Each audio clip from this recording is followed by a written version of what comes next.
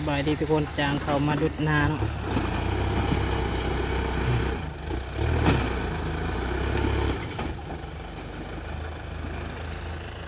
มา2 คันเลย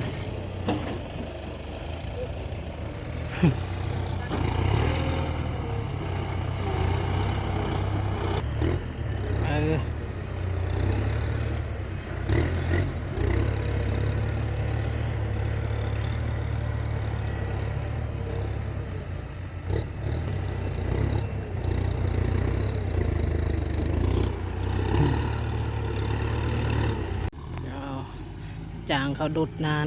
18,000 บาทนะทุกคนบูฮูชิคุ้มหรือบุคุ้มแล้วเนาะเบิ่งอ่ะโอ้ชิคุ้มอยู่ว่า18,000 บาทรวมน้องสะอีกน้องหนึ่งเดี๋ยวจึงไปเบิ่งน้องสะเบิ่งรถไงก่อน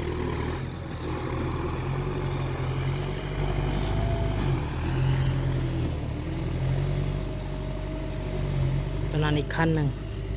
มา2 คันเนาะดุดหันเอาไปใส่คุยนี่นะ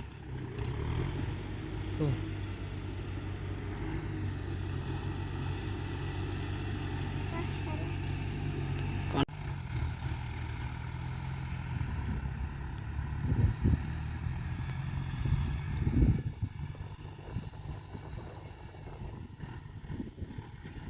จาง18,000ทุกคนที่คุ้มอยู่ว่ะเบิ่งนำกันเด้อ เป็นเงินราวก็ประมาณ10 ปลายล้านหมดแล้วนะพี่น้องโอ้โหสิคุ้มแล้วบ่คุ้มเนาะเจ้าของก็เบิ่งบ่เป็น เบิ่งเขาเห็นจักคุ้มจักบ่คุ้มบ่ฮู้อันนี้จะเป็นดินเก่าเนาะดินเก่าที่ยังบ่ทันได้ดุดอันนี้ดินใหม่ที่กำลังดุดเนาะเป็นจังไดดงคักวะคักนะ คักเนาะโอเคคักลุยต่อเฮามาเบิ่งเวียกต่ออีกคันหนึ่งไปแล้วอีกคันหนึ่งเรือคันเดียวไกลใช่แล้วละมื้อนี้เราจะเฮ็ดกลางคืนเลยนะคือจุดปลา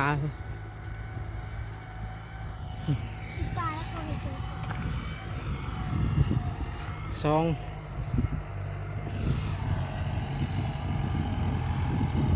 ลุดแล้วนะสิแล้วอยู่ว่าพี่น้อง18,000นะเป็นเงินกีบกับประมาณ10 ปลายล้าน11 ล้านกว่าๆประมาณนี้นะใกล้สิแล้วแล้วใกล้สิลงเลยสิเอาให้มันลงบอลดำๆให้มันเท่ากันเลยเนาะตอนนี้มันยังบ่เพียงกันเด้พี่น้องก็เลยแบบว่าเฮ็ดเท่าที่สำเร็จเนาะจักคุมจักบ่คุมเลยกับน่าจะพอเฮ็ดอยู่บ้างเบิ่งไปเบิ่งมากันเลยเบิ่งรอบแรกว่าคือยังบ่พอมือที่2ของการดุดนาทุกคนโอ้โหคิดว่ามือเดียวสิแล้วว้ายังบ่แล้วเลยมือที่2ก็ประมาณ10 โมงแล้วนะยังบ่แล้วเลยอีกคันหนึ่งหยุดแล้วบูไปเบิ่งงานบอนอื่นอีกคันหนึ่งเฮ็ดเฮ้ย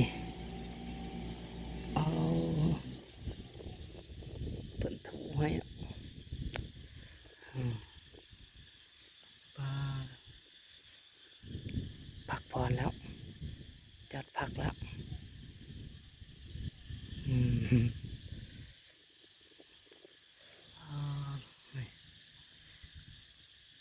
ไก่สิแล้วทุกค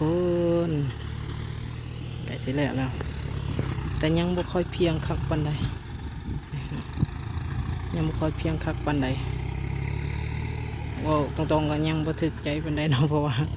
มันยังบ่เพียงเลยวางกลางใช่ปะวางกลางอันนี้มันยังอยากโนเนี่ยมันบ่ลุบชัมพูเนาะชัมพูบอนข้างหลังรถผู้เนาะบอนดินแดงๆมันจะลุบแต่ว่ามันยังโนนอยู่เนาะเพิ่นไทยลงเองเนาะเห็นป่ะเพิ่นไทยลงเองถือว่าเพิ่นยังปรับให้อยู่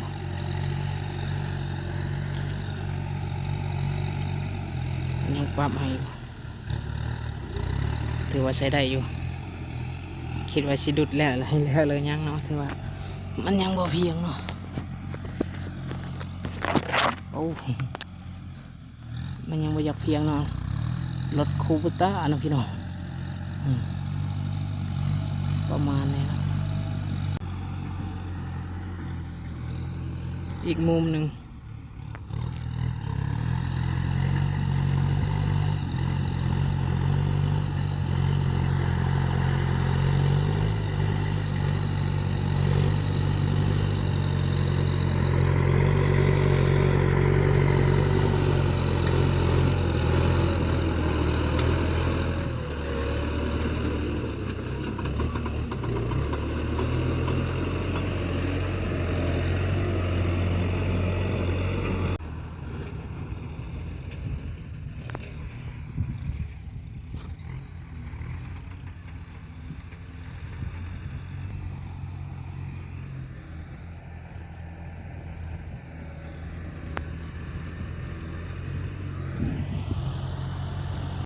ว่าวันนี้น่าจะเก็บงานแล้วแหละพี่น้องเอ้ย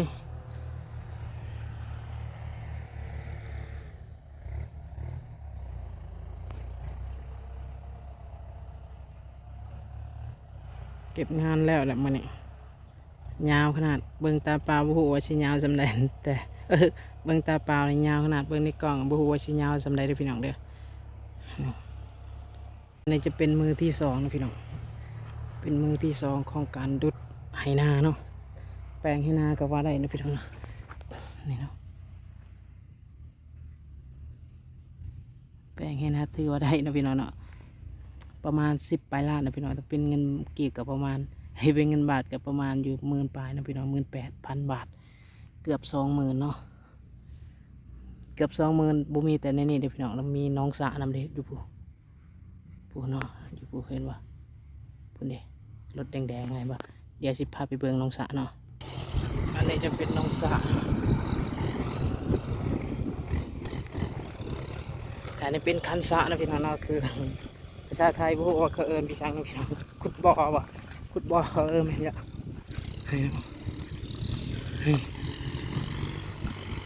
ประมาณนี้